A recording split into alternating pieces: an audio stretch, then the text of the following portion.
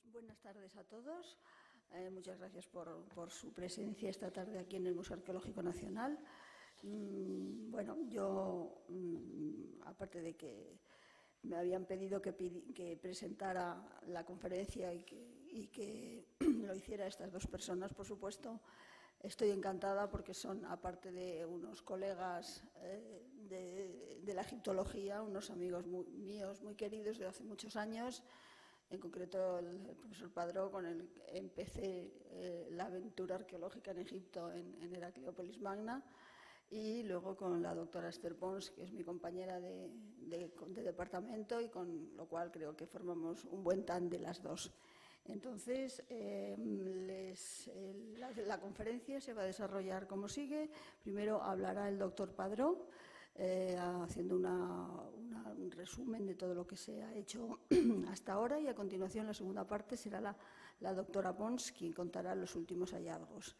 Les presento así rápidamente para darles paso a su conferencia. El doctor Padró es catedrático emérito de la Universidad de Barcelona, de la Universidad Central de Barcelona, y es director de la Misión Arqueológica de Oxirrinco desde el año 1992 hasta la actualidad.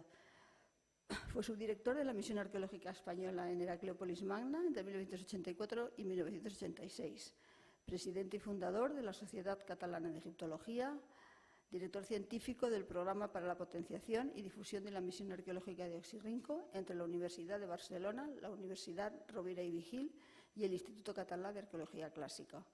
También es el director del proyecto Aspectos de la Religión y el Culto Funerario en Oxirrinco, en Egipto. Ha dedicado gran parte de su labor investigadora a la relación entre Egipto y Occidente, de manera especial al estudio de los objetos egipcios egiptizantes hallados en la península ibérica durante la Baja Época, así como los resultados del yacimiento de Oxirrinco. Ha publicado numerosos libros y artículos sobre sus investigaciones, entre ellos en la historia del Antiguo Egipto, varios de Oxirrinco, las memorias. No las leo todos, pero lo que sí que es muy importante es decirles que en la actualidad está preparando, junto con otros miembros de la misión, la publicación de la tumba saíta número 14 y el Osireyón. Por supuesto, ha participado en muchísimos congresos, cursos, seminarios, tanto nacionales como internacionales, y fue uno de los asesores científicos de la exposición Alejandría Submarina, celebrada en Madrid en 2008. Bueno, es un referente de la egiptología en España. Con respecto a la doctora Pons, la doctora Espermeñado, ella es la conservadora del Departamento de Antigüedades Egipcias y de Oriente Próximo del Museo Arqueológico Nacional. Participó como miembro de la misión arqueológica en Heracleópolis Magna entre el 86, el 88 y 1992, y es el miembro de la misión arqueológica del Yacimiento Arqueológico de Oxirrinco. Hizo su tesis doctoral sobre el trabajo del metal en el Antiguo Egipto. Ha estudiado y publicado las colecciones de terracotas egipcias y de época grecorromana de diferentes museos, instituciones públicas y colecciones privadas en España, como el Arqueológico, el Bíblico del Montserrat, la Fundación del Clos de Barcelona. Y es editora y una de las autoras de la colección egipcia de la Real Academia de Córdoba y de la colección egipcia del Monasterio de Montserrat. Ha publicado también, tenemos muchos artículos, muchos dedicados por supuesto, a Oxirrinco, al yacimiento de la cual nos va a hablar hoy. Luego están, junto con Maite Mascor, con el doctor Padró, en fin, todo lo que es toda la difusión científica, la hace conjunta con los otros miembros de la misión.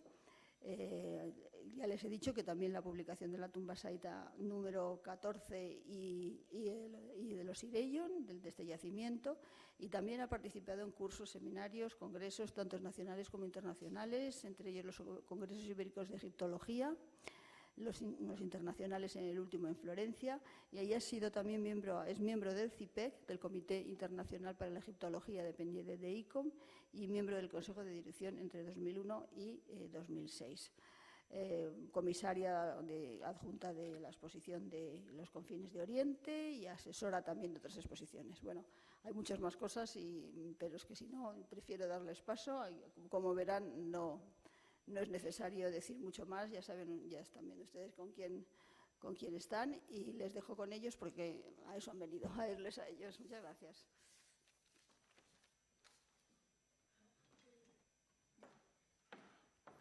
Hola, buenas tardes. Muchas gracias por haber venido a escucharnos. Intentaremos con la doctora Pons que entiendan cómo funciona este yacimiento en el cual estamos trabajando desde 1992, es decir, que hace 25 años de manera ininterrumpida. Oxirrinco es una ciudad que está bajo la arena prácticamente entera. Es uno de los yacimientos más extensos de Egipto, a pesar de que es muy poco visible, precisamente por eso, porque está enterrado. Y sobre todo Oxirrinco podríamos decir, hablando del antiguo Egipto, valga la redundancia, es una ciudad nueva. Es decir, se empiezan a tener noticias de ella a finales de la época faraónica. Y a esta época, digamos al periodo saíta, dinastía 26, estamos en los siglos 7-6 a.C., pertenecen a algunas de las tumbas más antiguas que se han encontrado, de modo que tenemos, digamos, documentada efectivamente la antigüedad de la ciudad. Que la ciudad continuó en época tolemaica, creció de modo muy importante con los griegos, hubo ahí una colonia griega importante, y después, posteriormente, con los romanos, y se cristianizó.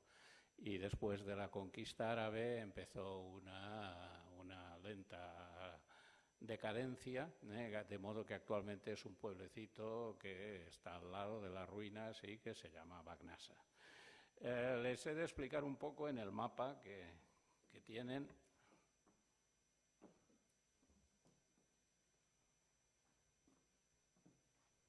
Está aquí, lo ven en la flecha roja. No sé, está.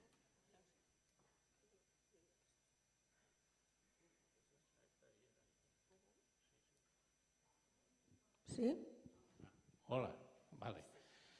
En la flecha roja, ¿lo ven? Hay que explicar un poco que Oxirrinco no está en el Nilo propiamente, sino que está en el Bar Yusef, igual que sucede con Heracleópolis, igual que sucede más al sur con Hermópolis. Esto tiene su importancia. Hay que tener en cuenta que el Bar Yusef, que actualmente es un brazo del Nilo que desemboca en el oasis del Fayum, en la antigüedad tenía continuidad hasta el Mediterráneo. Es decir, está documentado, por tanto, que el Bar Yusef era navegable. Y esto explica la importancia de estas ciudades que he mencionado como puertos fluviales, como importantes puertos fluviales. Pero además, Oxirrinco era también el punto a que llegaban las caravanas que procedían de los oasis occidentales, especialmente el oasis de Bajaría, estaría por este sector de por aquí. De modo que era una encrucijada de caminos muy importante, que es lo que justifica su importancia.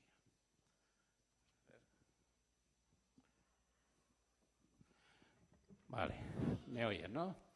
He dicho que realmente un primer vistazo a la excavación y sobre todo, por ejemplo, lo que vimos nosotros cuando llegamos por primera vez es muy poco.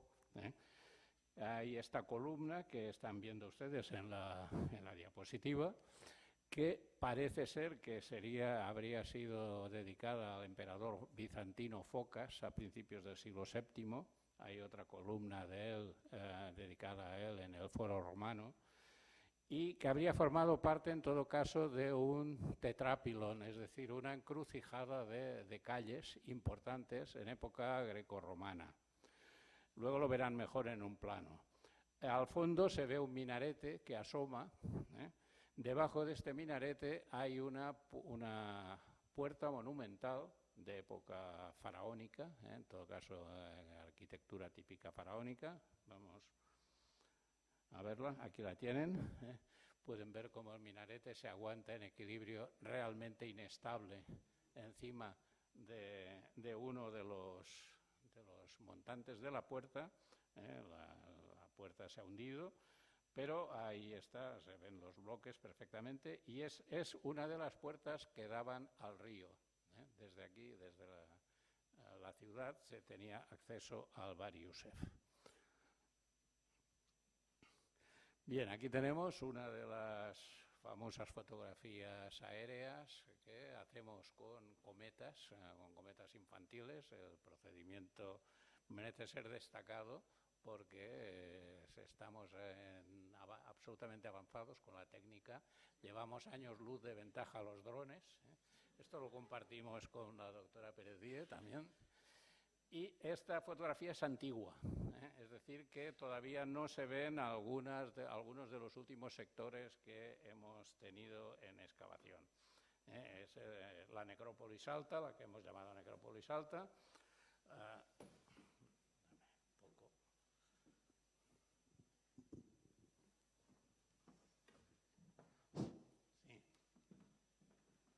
Aquí está la tumba número 1, que es una tumba del periodo saíta, de la dinastía 7-6, que es la que estaba siendo saqueada y la que alertó al Servicio de Antigüedades de que aquí había una necrópolis sin excavar. Después estas tumbas son de época grecorromana, y aquí tenemos otra tumba también del periodo saíta, que es la tumba número 14. Alrededor pues hay tumbas también y restos de época cristiana, y veremos más adelante que más hacia arriba de la fotografía han salido importantes restos que comentaremos más adelante.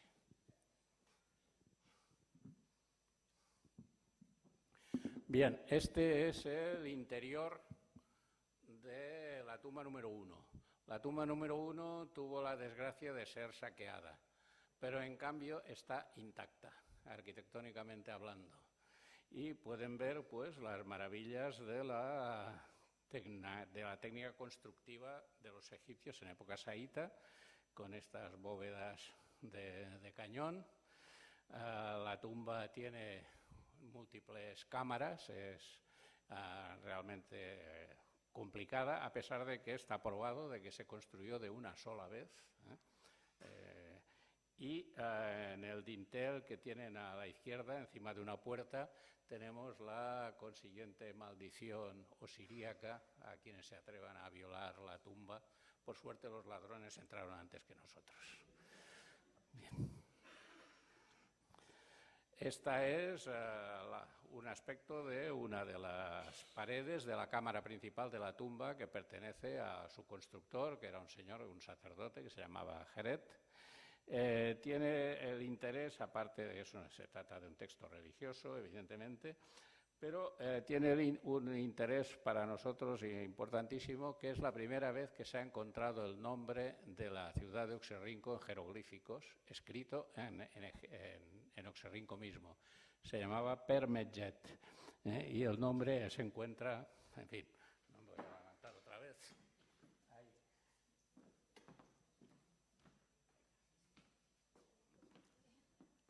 ¿Se puede señalar con el ratón? Ah, bueno, vale. Sigamos. Esta es una vista de la otra tumba saíta que tenemos, que es la que actualmente está en curso de publicación, que es la tumba número 14. Pues se puede ver que arquitectónicamente estaba en mucho peor estado, pero en cambio aquí se encontraron importantes ajuares funerarios. Se puede ver, sobre todo, una gran cantidad de sarcófagos. Esta tumba, al contrario de la otra, esta no fue construida de una sola vez, sino que tuvo diversas etapas constructivas. Aquí pueden ver un par de vasos canópicos. ¿De quién era? Padijor, perdón. Vale. Son una muestra de los ajuares, algunos de los ajuares funerarios que se han encontrado en esta tumba. Había, en todo caso, a pesar de su estado de destrucción arquitectónica, había una cámara que se había conservado intacta, una de las cámaras. Salió a considerable profundidad, es decir, que su excavación no fue sencilla. Aquí tienen la colección de Euxeptis del mismo personaje, Tadijor, perdón, Tadijor. Pueden ver, pues, incluso, no vamos a vanagloriarnos de ello, pero incluso aparecieron objetos de oro. Es decir, que efectivamente los ladrones hasta aquí no habían llegado. Bien, esta es otra tumba. Esta tumba había sido excavada ya por el Servicio de Antigüedades.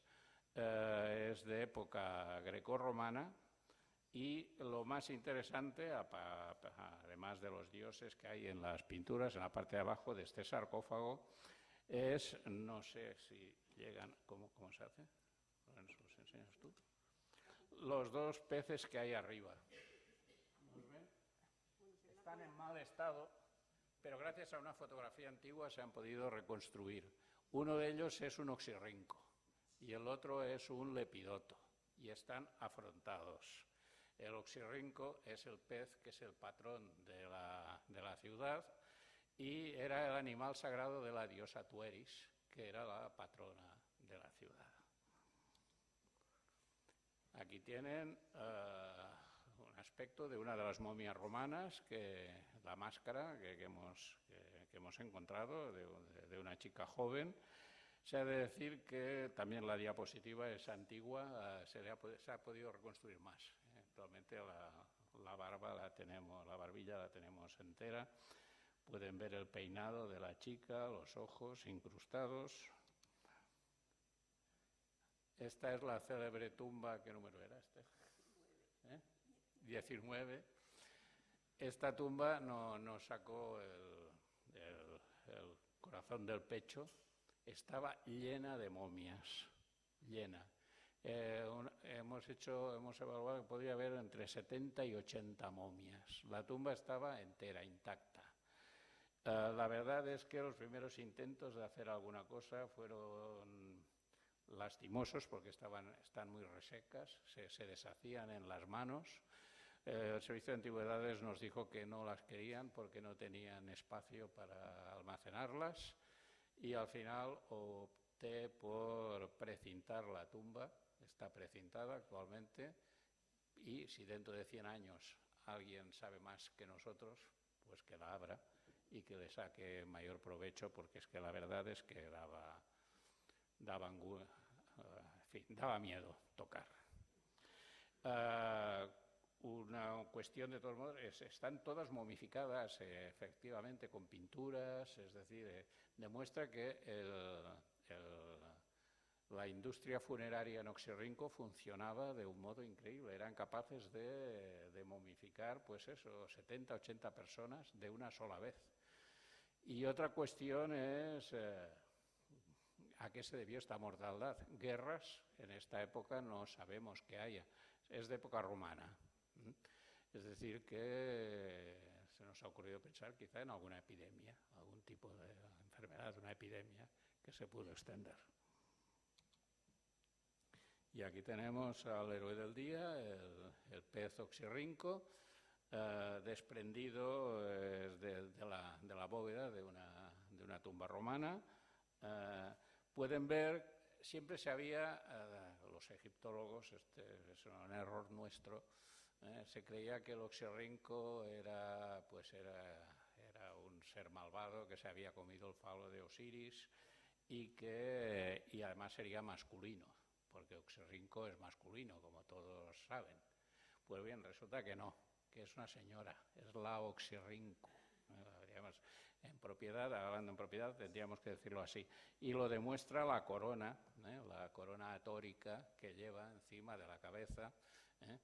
Y no solo no es malvada, sino que es que además en Oxirrinco, como mínimo, era la madre de Osiris.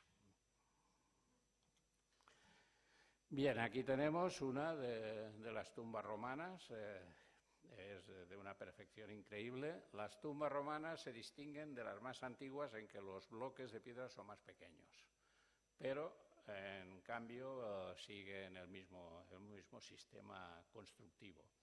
Esta tumba ha sido reconstruida actualmente las bóvedas han sido reconstruidas, pero aquí esta diapositiva está hecha pues antes de la reconstrucción para que se pudiese ver bien el eje de la tumba, que contenía diversas momias, incluso ánforas, encontramos ánforas.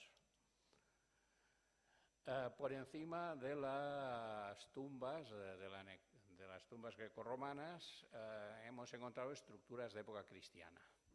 Estas estructuras normalmente también son estructuras funerarias, es decir, que la necrópolis siguió siendo un lugar de enterramiento, pero son estructuras de adobe. Y de todos modos, en todo caso, están pintadas, las paredes están pintadas.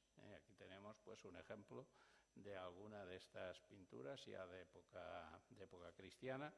Pueden ver abajo a la izquierda hay una inscripción en griego dedicada a algunos santos.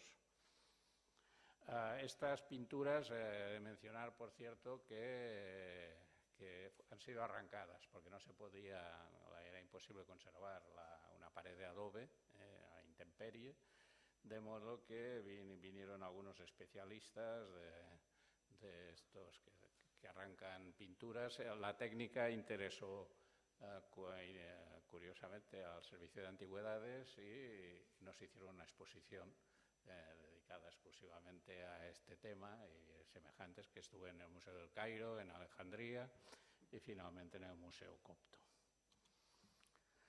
Bien, hemos hablado también hemos mencionado el Osiraion. El Osiraion está aproximadamente a 1,5 kilómetros al oeste de la necrópolis y es un templo funerario, es un templo subterráneo dedicado al dios Osiris. Había casi con toda seguridad una vía procesional que iba desde la ciudad hasta el Osiraion. Pueden ver que estaba resguardado por un témenos, que es una muralla de planta rectangular que ha podido ser reseguida. Debía haber una capilla en la parte superior, protegiendo el lugar, que es una leve elevación de terreno, y en la parte esta negra que se ve, señala la entrada, ahí, eso, perfecto. Pues por ahí se accede a la parte subterránea. La parte subterránea se compone de diversas cámaras que unen entre ellas, en una de las cuales está una estatua yacente monumental del dios Osiris, que es la que están viendo aquí, hace más de 3 metros de altura, y luego hay 2 cámaras que salen de esta cámara, la cámara de Osiris, donde se practicaban los rituales de enterramiento cada año de las figuras de Osiris que habían sido consagradas el año anterior y que habían resucitado.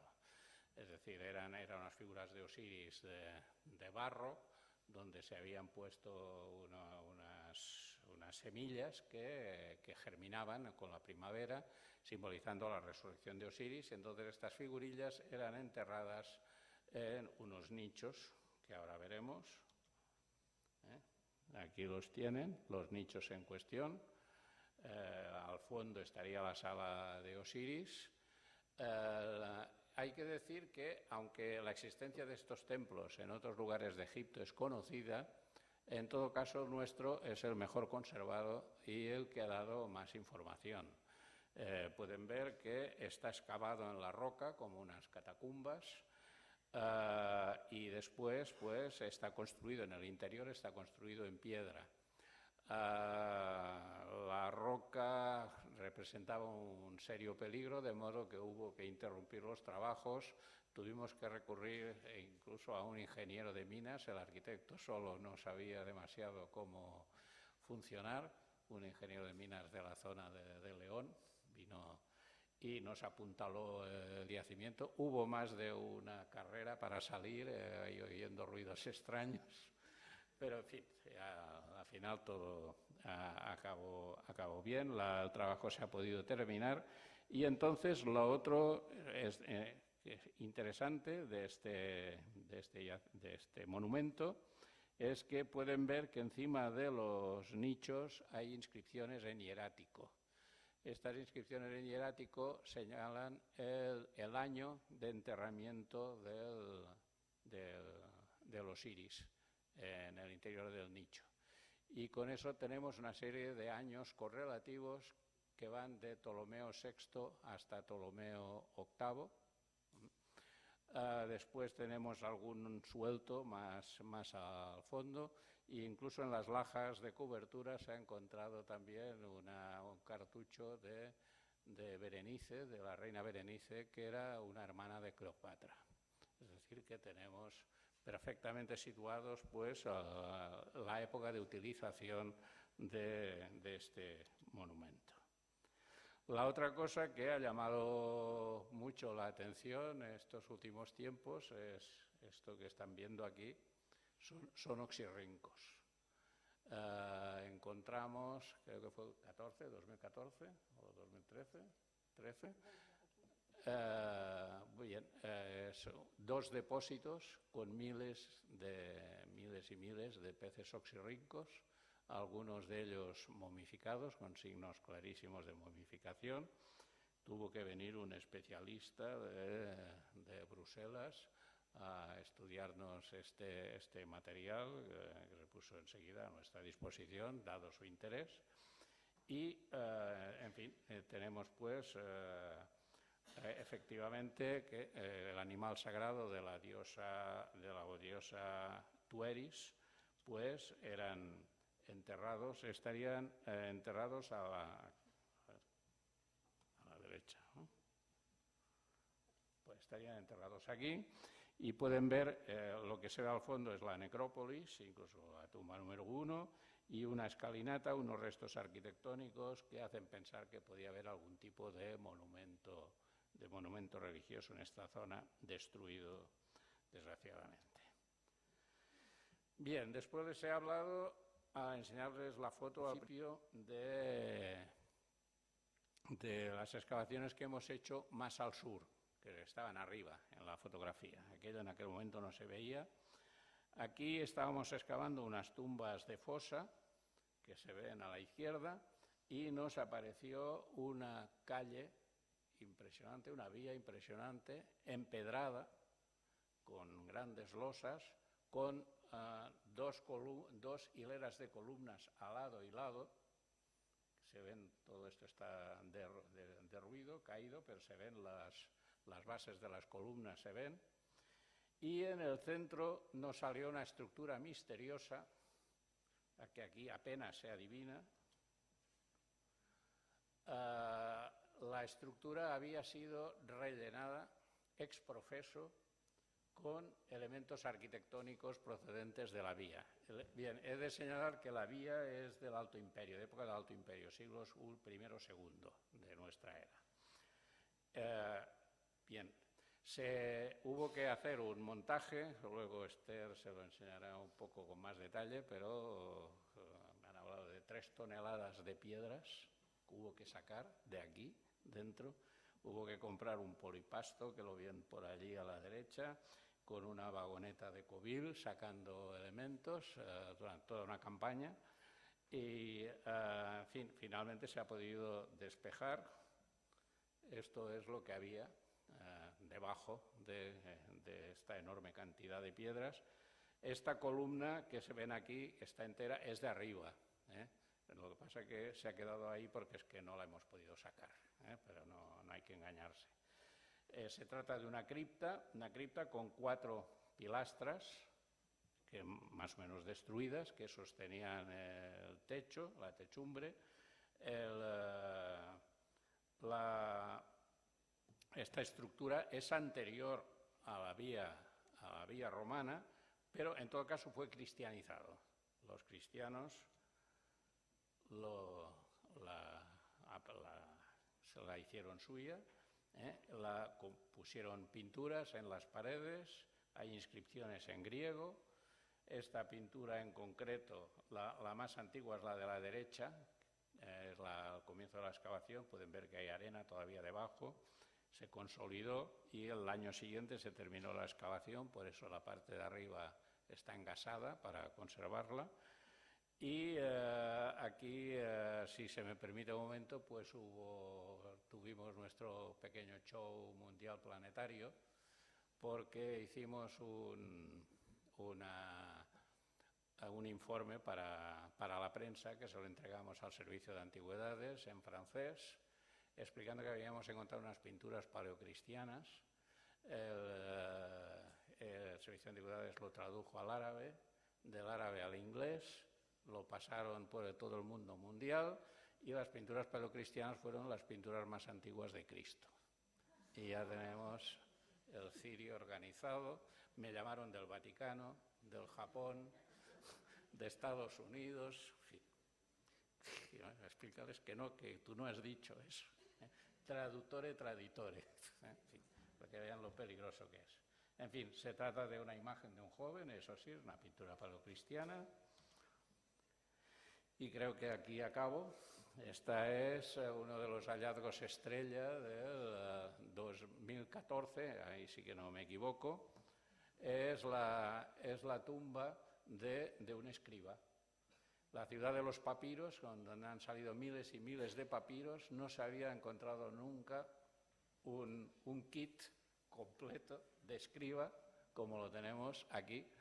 Era un chico de 16 años, la antropóloga pude determinar la edad, a los 16 años ya se ganaba la vida, el pobre. Es el tintero en el centro, a la izquierda la cubierta del tintero, es de cobre, a la derecha la bola esta es la tinta que estaba dentro del tintero y los cálamos arriba con los que escribía y que estaban envueltos en esta piel y con un cordelito atado arriba. La noticia se redondea con que el director del Museo de Javea, no sé si es Valencia o Alicante, creo que es Alicante, Bulufé, me llamó para decirme que tenía un tintero igual, que lo había encontrado hacía 30 años en un poblado bizantino de Javea y que no sabía lo que era. Y es idéntico al nuestro. Cuando lo vio se le abrieron los ojos. Es decir, que esto demuestra que en Javea alguien sabía escribir. Bien, creo que he terminado.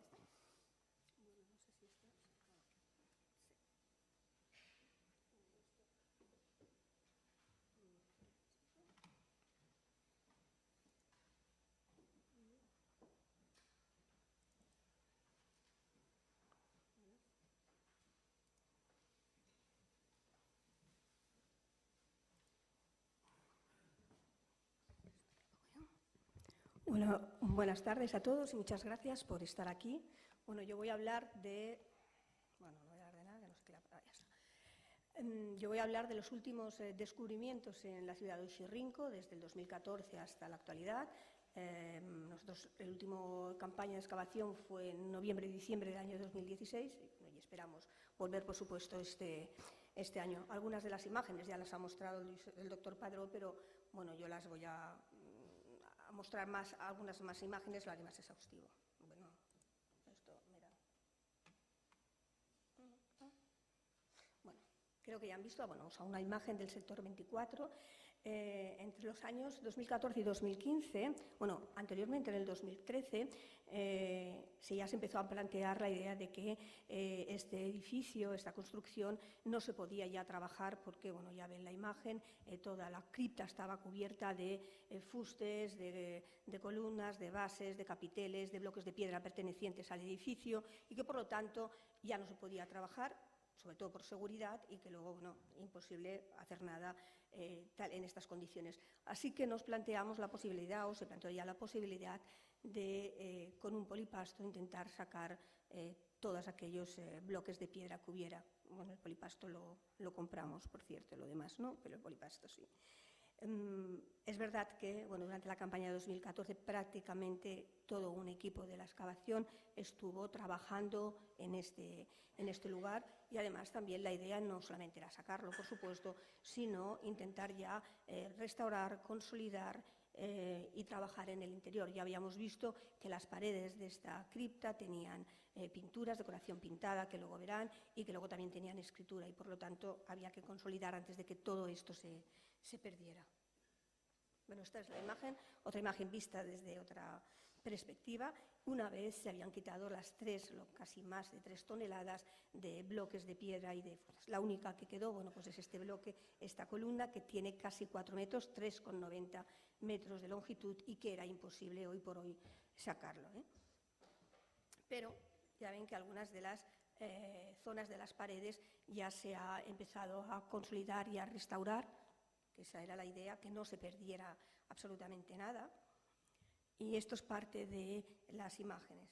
Por un lado, la figura que antes han visto, la figura de este orante, por supuesto de arcángeles, este sacerdote con un incensario en una mano, y imágenes de temas vegetales y geométricos propios, sobre todo los vegetales de época floral, de época cristiano-bizantina. Si me permiten, voy a intentar, si sale bien, ponerles 2 imágenes en 3D para que vean espero que salga bien, ¿eh? Va a ser solo un momentito, ¿eh? Vale.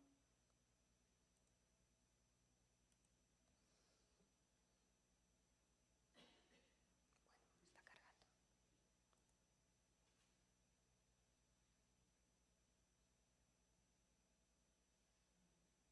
Bueno, tiene que salir. Esta mañana salía, lo prometo, ¿eh? Y esta tarde también. ¿Eh? Sí. Bueno, si lo ven bien, no lo muevo más, no vaya a ser. Bueno, esta es una imagen en 3D que la ha realizado José Javier Martínez para los amigos J, que es el mismo que hace la cometa, hace las fotografías aéreas, y bueno, quería que vieran cómo es por dentro esta cripta, porque luego les mostraré estas hornacinas que tienen decoración pintada, tienen figuras en su interior. Bueno, no soy muy buena manejando esto. Bueno, este es uno, y este es el nicho. Sí,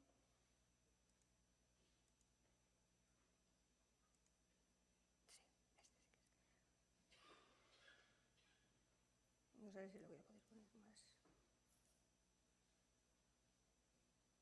Bueno, quería ver si lo podía poner más grande, pero no. No sé si ven las imágenes. ¿Se ven las imágenes? Bueno, este es el arcángel que han visto antes. Voy a intentar ponerlo mejor. ¿Lo ven? Y este, el otro arcángel. En su interior no había prácticamente nada, pero sí, bueno, me ha parecido interesante poder poner estas imágenes. Bueno, vale, ahora sí. Bueno, estos son parte de los capiteles, de las bases y de los fustes que se encontraron, que están, bueno, antes ya han visto una imagen, y que están por todo este edificio. Cuando hablo de capiteles, hablo de un capitel que suelen tener más de 1 metro algunos de ellos, son capiteles muy, muy grandes, que además, a pesar de que son de estilo más o menos corintio, el tipo de hoja es distinto prácticamente en todos, son totalmente distintos. Al principio no sabíamos cómo era la entrada para entrar a la cripta, podíamos pensar que podían ser escaleras, pero finalmente durante la excavación pudimos encontrar esta rampa que tiene más de 15 metros. Esto es visto desde el exterior, esto sería el este, y este es visto desde el interior.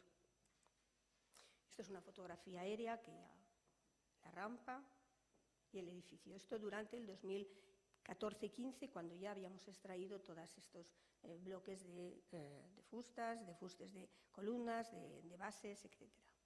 En el año 2016 se continuó trabajando, sobre todo para delimitar y ver realmente de qué se trataba este edificio y cuál era el origen, y se continuó trabajando hacia el oeste.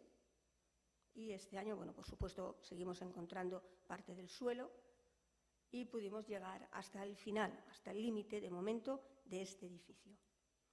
Y lo que se ha hecho, luego lo verán entero, y lo que se ha hecho es intentar, bueno, pues conservar este edificio, porque si no, bueno, de un año para otro, evidentemente se va deteriorando. De hecho, por ejemplo, la rampa hay que limpiarla desde que la encontramos. Al año siguiente tuvimos que volver a limpiar porque se va cayendo el material. De momento se va a dejar estos vigas de madera, que hay un hueco en cada una de ellas, aunque lo ven ahora así simplemente para sostenerlo y esto, pero realmente se va a dejar así, a ver si de esta manera es suficiente, sobre todo para no pararlo y no dejarlo tapado. Y este es el edificio, que tiene 90 metros de longitud, 30 metros de anchura. Esta es la parte que se ha excavado en el año 2016, se entraría por aquí, en la rampa, quedaría directamente a la cripta. Y bueno, lo que se va a hacer desde luego es hay que limpiar bien esta zona y seguir ampliando por el oeste para ver, porque pensamos que esta vía puede llegar incluso hasta los Irellón. Esa es nuestra idea, ¿eh? Porque quizás, bueno, estos son parte de bloques del edificio. Y en este año encontramos casi al final, en el límite, encontramos algunos fragmentos reutilizados de época faraónica. Esta figura humana, estos bloques con inscripción, estos fragmentos con inscripción, y este cartucho de Filipo Arrideo, que era el hermanastro de Alejandro Magno. Bueno, este es como se encontró, que estaba boca abajo, bueno, yo lo he puesto boca arriba, por supuesto, y es muy posible que el origen de este edificio fuera el Serapeum que tanto nos hablan los autores clásicos. Nosotros es lo que pensamos, todavía queda por excavar, pero muy posible esté ahí, puesto que también ellos nos hablan de que estaría en esta zona, y al haber encontrado ya material, pues creemos que pudiera estar aquí. Bueno, también en este año, en el año 2014, encontramos esta pequeña tumba de época saíta. Es verdad que estaba en bastante malas condiciones, de época además saíta ya bastante tardía. Se trata de dos tumbas. Esta sí estaba completa, abovedada, como es típico de las tumbas saítas, con bloques de piedra bastante grandes, que suelen tener entre 50 y 60 centímetros, incluso 70 centímetros de longitud, pero sí nos encontramos con esta parte destruida. En el interior no había nada. Nosotros pensamos que aquí sí que en esta tumba sí había, en esta habitación, esta cámara también sirvió como tumba, pero también pudo servir para dejar los objetos funerarios asociados a la persona que estaba enterrada en su interior. El único objeto que encontramos fue esta cabeza Danset de Vasocanopo, pero que afortunadamente hacía o era del mismo set que esta de Douamoutez que habíamos encontrado 14 años antes, más o menos por el mismo lugar. Bueno, a ver si este año, si estamos excavando por esta zona, encontramos ya todos los vasos canopos. De momento llevamos 2 cabezas. Este es el conjunto, el set de escriba que antes han podido ver, y esta es parte del individuo, de este chico de unos 16 años, que muy posiblemente se encontró junto al cráneo. Este es tal y como se encontró, con el tintero cerrado. Muy posiblemente este chico, cuando murió, pues bueno, qué mejor homenaje que enterrarle con aquel objeto más preciado para él, que sería el escriba. Evidentemente, un escriba que posiblemente ya habría terminado o estaba en fase de terminar, era alguien especial también en la comunidad, porque no todos los miembros de una comunidad sabían escribir. Y este es el tintero del que les ha hablado antes el doctor. Si me bajo, quizás lo pueden ver. ¿Lo ven bien? Bueno, pues este es el tintero, que ven que es prácticamente idéntico. Está en peor estado porque no les he mostrado al otro lado, pero para que vean que es prácticamente entero. Hay que es prácticamente similar. En el año 2015 comenzamos a trabajar en el noroeste de las tumbas saítas y nos encontramos con este edificio, esta iglesia también de época palecristiana, pero que es bastante más pequeña. Por supuesto que tiene solamente 16 columnas, 14 columnas. Encontramos todas las bases in situ, y a medida que íbamos trabajando, íbamos excavando, nos íbamos encontrando gran cantidad de fustes, de capiteles, etcétera, o fragmentos de fustes, pero bastante más pequeño a lo que antes ha visto. Y alrededor de este edificio encontramos estas habitaciones en adobe que, bueno, formaban parte del trabajo cotidiano, muy posiblemente del trabajo cotidiano que se realizaba alrededor o en torno a esta iglesia. En esta habitación que ven, en esta cámara, bueno, la encontramos vacía prácticamente, pero nosotros fuimos depositando todo lo que encontrábamos aquí porque si no, no podíamos trabajar. Así que lo dejamos en este lugar. Les pongo un ejemplo de una iglesia muy similar que está en el oasis de Laja para que vean que es muy parecida. En este caso tiene 2 columnas más que las que tenemos nosotros, pero en el fondo similar. Nosotros también encontramos en este área un pequeño ábside, pero estaba en muy mal estado. En el caso sí que estaba en mejor estado y las fustes de columna estaban colocados en su sitio. Bueno, para que vean poco a poco cómo íbamos excavando, estaba cubierto de arena del desierto, que en general era muy estéril en cuanto a material. Sí estaban los fragmentos, sí estaban los bloques de capiteles, los fustes, las bases, etcétera, pero no como material encontramos muy poco, algunas lucernas, algo de cerámica, pero bastante poco. Bueno, más imágenes. En este base que estaba in situ, encontramos aquí dentro una cerámica depositada, pero es el único sitio donde la hemos encontrado. Pero trabajando en las habitaciones adyacentes que antes han visto, primero que vimos que todas tenían restos de una base preparizada, de un enlucido de las paredes y que en algunos casos encontramos en 2 de ellas muchos fragmentos de pintura, puesto que las paredes estaban pintadas en su origen. Lo que pasa es que está casi todo caído y bueno, había mucho rojo pompeyano, muchos fragmentos de rojo pompeyano y fragmentos también con decoración floral típica de esta época cristiano-bizantina. En la habitación número 3, yo creo que en el único sitio donde hemos encontrado cerámica, posiblemente se trataba de una estancia tipo cocina o depósito, encontramos 3 ollas, bueno, estas 2 y otra a la derecha, que sería esta de aquí, y encontramos tres ollas que tenían en su interior, además de tierra, tenían restos de animales, de pájaros, y tenían también restos de grano, metido como ofrenda muy posiblemente, porque estos 3 objetos estaban in situ, estaban muy bien colocados.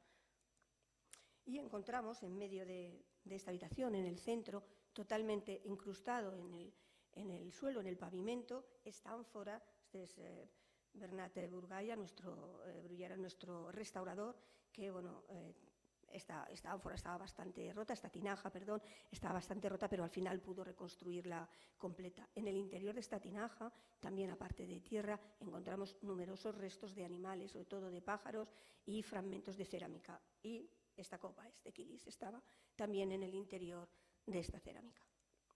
Este es un paralelo, en este caso encontrado en San Jeremías, hoy está en el Museo Copto, pero para que vean que las representaciones de animales suelen ser sobre todo o pájaros o peces, son los signos de la resurrección. En el sector, en el año 16, decidimos continuar en esta zona, excavar en esta zona, a ver qué es lo que encontramos, y de nuevo es este lado de aquí, que ven, el norte, y nos encontramos con una serie de habitaciones que han resultado ser criptas repletas de individuos muy pobres, pero bueno, de momento lo único que hemos excavado, bueno, para que vean, hemos excavado solo una habitación prácticamente terminada, nos queda un poco, pero prácticamente terminada, y lo que hemos podido comprobar es que las habitaciones, la zona de la habitación queda más al sur, tienen un pavimento bastante menos profundo que aquel que va a dar al norte. Eso significa que en el sur encontramos menos individuos y a medida que avanzamos el número de individuos aumenta. Pero también aumenta la mala situación en la que están dispuestos los individuos. Lo normal es que estén los individuos con la cabeza hacia el oeste y con los pies al este, siempre mirando hacia el este, que es por donde sale el sol. Entonces, en época cristiana, normalmente los encontramos o con las manos sobre el pubis o si no con las manos apoyadas en el lateral externo del fémur. Tienen muy poco ajuar funerario. Verán algún objeto, luego les mostraré que sí iba asociado a uno de los individuos, pero normalmente lo que encontramos son lucernas o fragmentos de cerámica o pequeñas piezas, pero que están destinadas a todos los individuos, no a uno en concreto.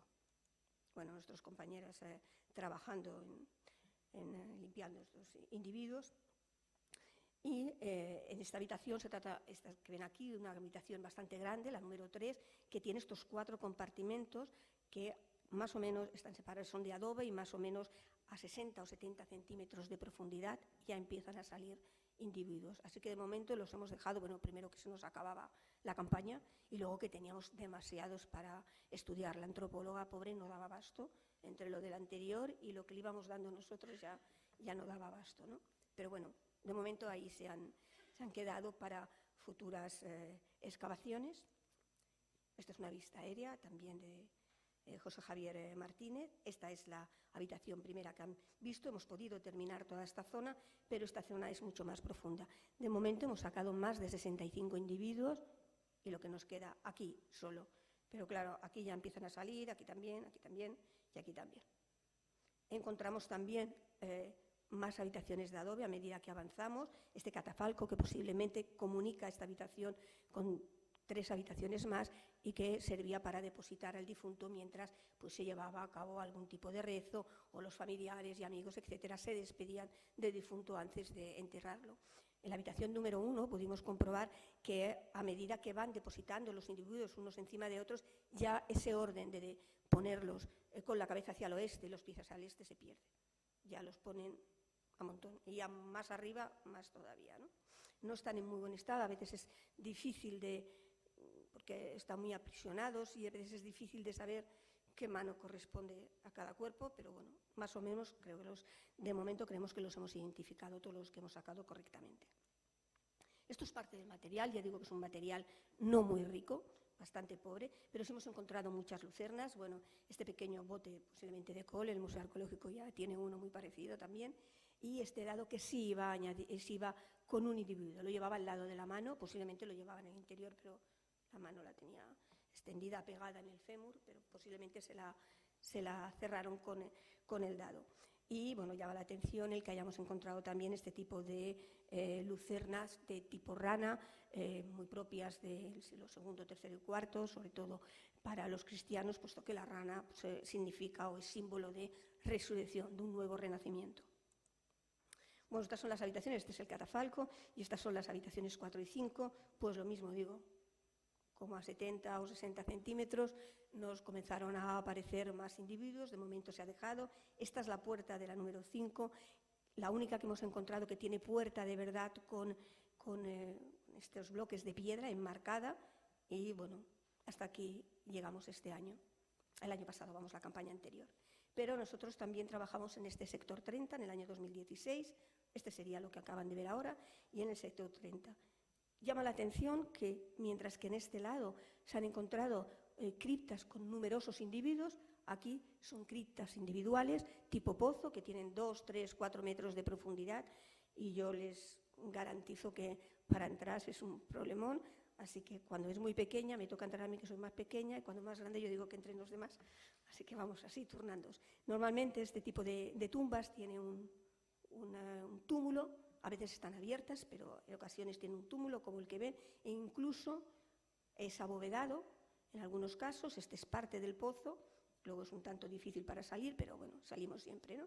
Y los individuos lo mismo, son tumbas individuales. Estas sí que siempre el individuo aparece con la cabeza hacia el oeste y los pies hacia el este, y bueno, la disposición de las manos, como les he hablado en algunos casos, están envueltos en una especie de hojas de palma, y como reposacabezas llevan una especie o de cojín con las mismas hojas de palma o adobes, bloques de adobes apoyando o en el entorno de la cabeza.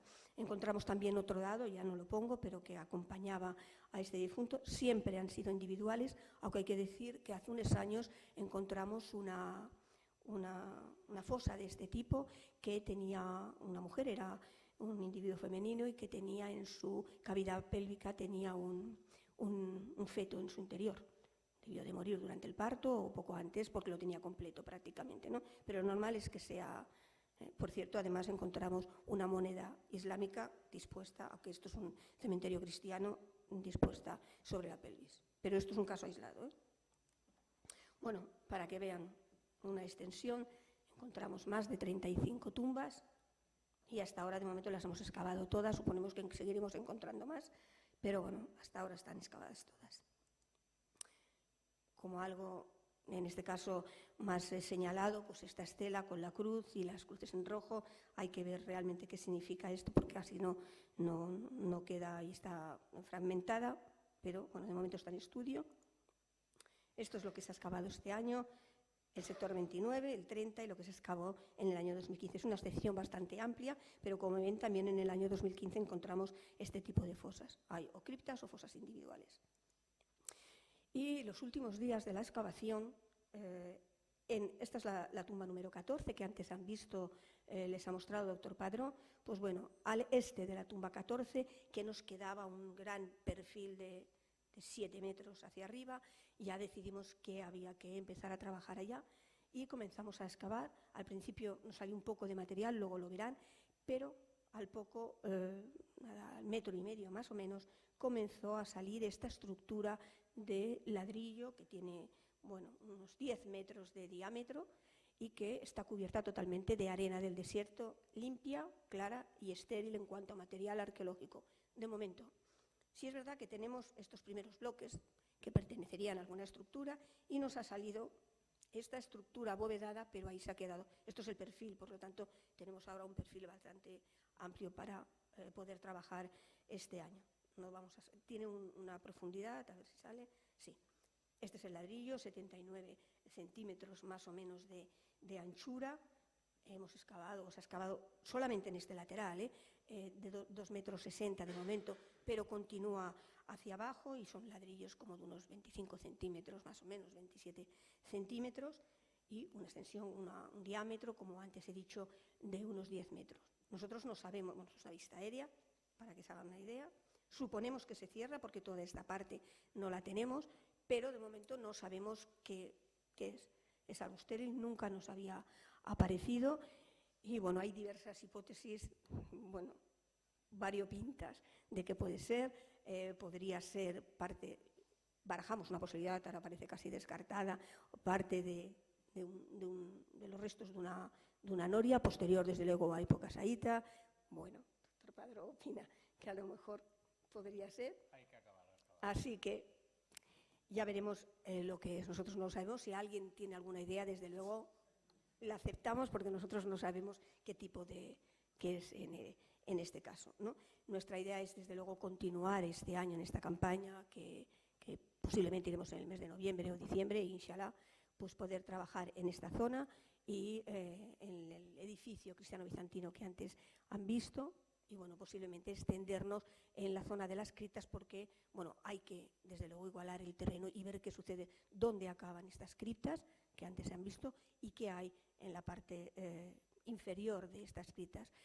Cuando se encontraron las tumbas coptas, las tumbas de época saíta, en la parte superior, en los estratos superiores, sí encontramos numerosas fosas y criptas de época cristiano-bizantina. Bueno, quizás cuando se hayan excavado, se hayan fotografiado, estudiado esto, pues podamos ver qué hay en la parte inferior, pero esto es parte de otra historia. Esto es parte de los objetos encontrados en la parte superior. Ya digo que dentro, en el interior, de momento no hay nada. No sabemos por qué está esta estructura y por qué está cubierta con este tipo de arena, pero nos queda mucho, desde luego, por sacar. Esta es una vista general, aérea de la zona. El sector 26 es la cámara funeraria que les ha mostrado el doctor Padró, con las momias, de 70, 80 momias, que ahora está precintada. Este es el edificio cristiano-bizantino, el sector 30 con las tumbas, el sector 29 con estas criptas y el sector 33 que se han acabado. Bueno, nuestra idea es, todavía tenemos que estudiarlo, pero quizás continuar aquí.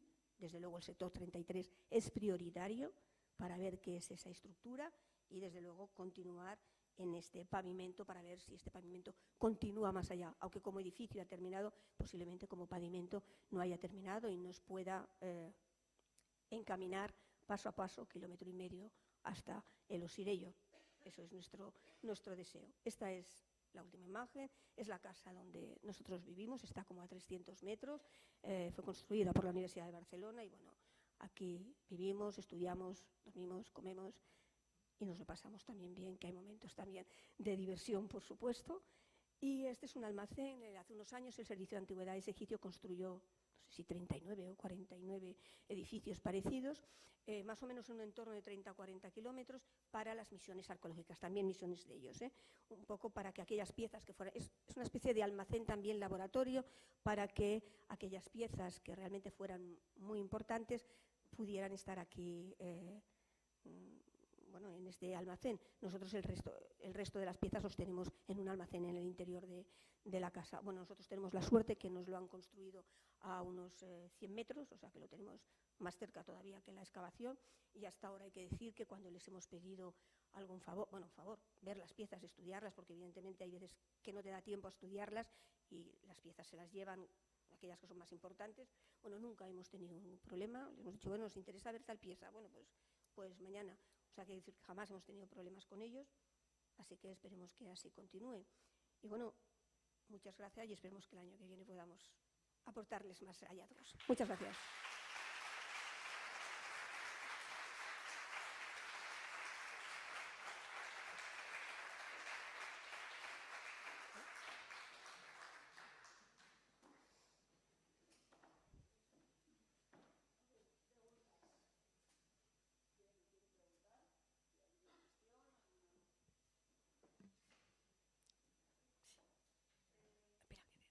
Digo para que lo oigan todos.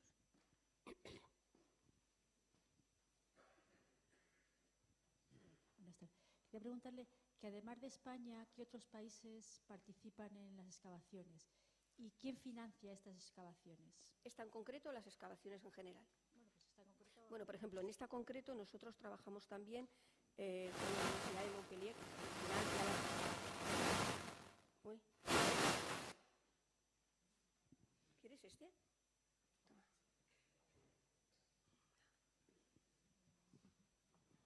Bueno, esta en concreto, nosotros trabajamos también con la Universidad de Montpellier y viene gente de la Universidad de Montpellier porque ella financia gran parte de esta excavación. También trabajamos con Hassan Amer, que es profesor de la Universidad del Cairo. Cuando encontramos los peces, la ofrenda de peces, vino Wim Marnir, que es de Bruselas, especialista en peces. Y como financiación tenemos la Universidad de Barcelona, la Societat Catalana d'Egiptologia, y este año hemos tenido la Fundación Palarc, que también nos ha ayudado. En cuanto a las excavaciones en general, bueno, yo creo que cada uno se busca un poco y queda muy mal la vida como puede, intentando buscar subvenciones de un lado y de otro, porque es difícil, es caro, y hay que tener en cuenta que cuando se hace una excavación, la excavación que trabaja lo paga todo. Paga los obreros, paga los inspectores, absolutamente todo, no solamente el ir allá, el dormir, el trabajo de los que vamos allá a trabajar, sino toda la excavación completa, todos los gastos que deriven de esa excavación en Egipto, se paga a través de las distintas excavaciones. Y luego ya las excavaciones dependen, cada uno si trabaja con universidades, pero suelen ser una excavación, a veces son mixtas, oficialmente son mixtas, y otras veces no, es solamente de un país, pero trabajan miembros de otras excavaciones, de otros países, por supuesto. ¿Y están abiertas al público estos yacimientos para visitarlos o no? No, la mayoría de yacimientos no, pero sí es verdad que a veces se puede pedir un permiso especial para poder visitarlo, siempre y cuando se tenga una relación pues relacionada con la arqueología, se trabaja en un centro oficial, etcétera. Pero no están abiertas al público en general. Gracias. Nada.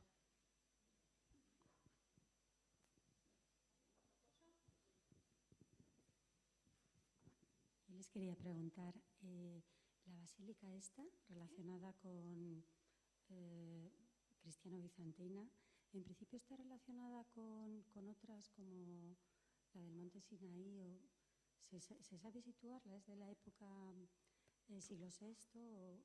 Pues mira, es del siglo, si no, también de otro patrón. Si se parece a las iglesias, por ejemplo, de otro tipo, sí. Sí, como por ejemplo lo que se había encontrado en el Monte Sinaí, de época de Bizancio, ¿no?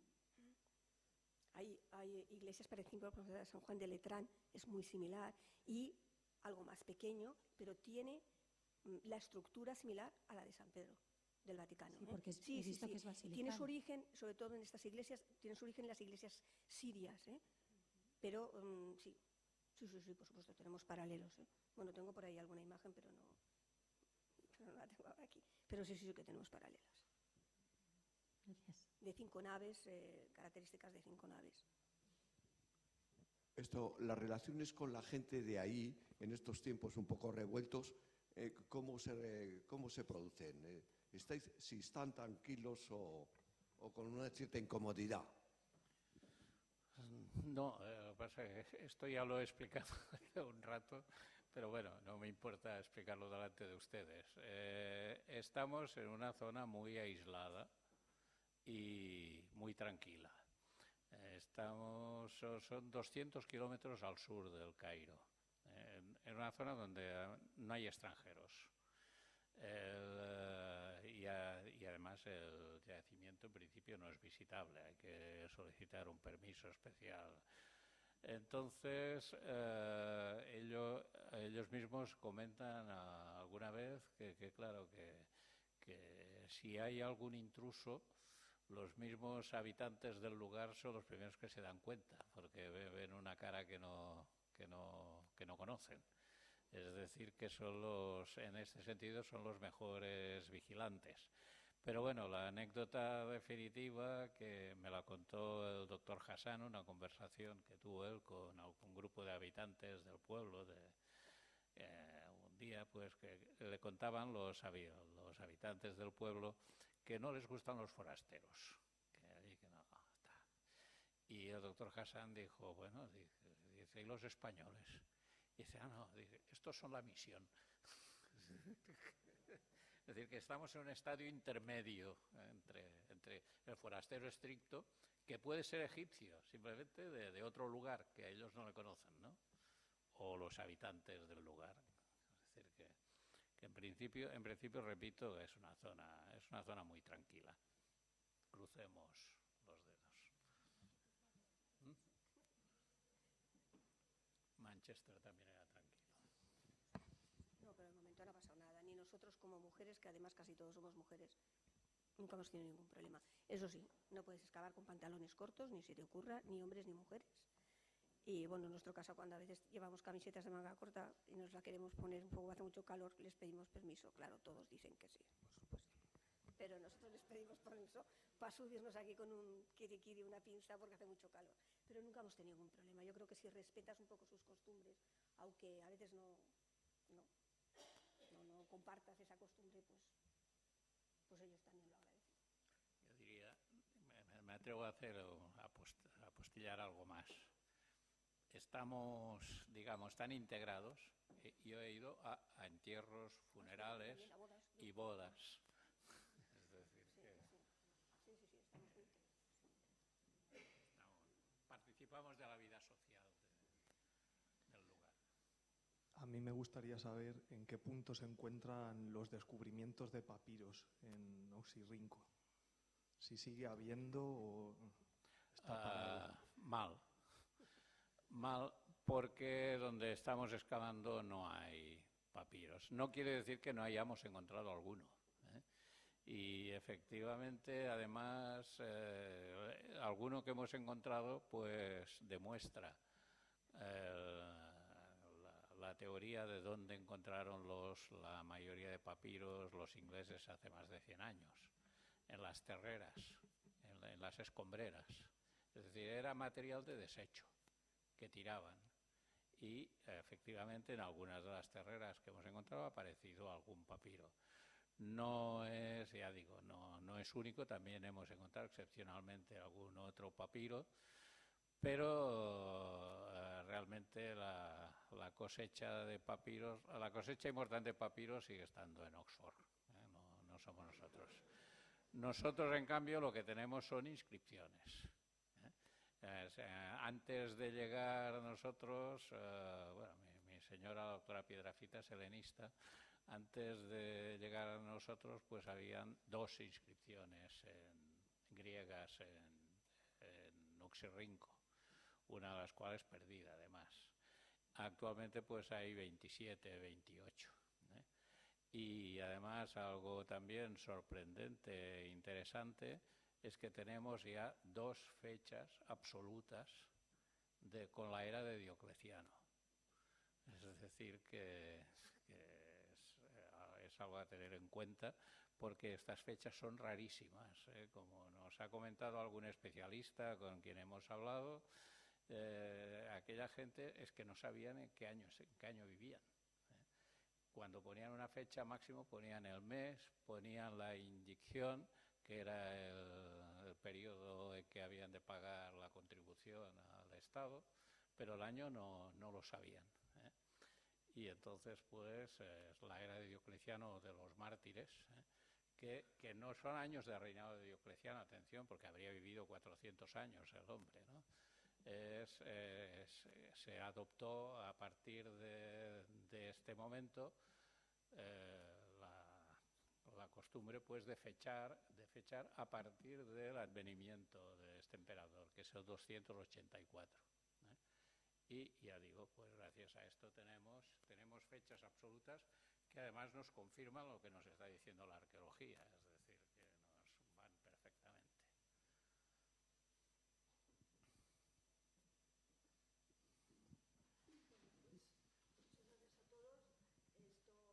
Por favor, me dice la subdirectora que las personas que tengan créditos con la universidad de estas conferencias que vengan, porque tienen que firmar unas hojas. Muchas gracias a Esther y a Josep.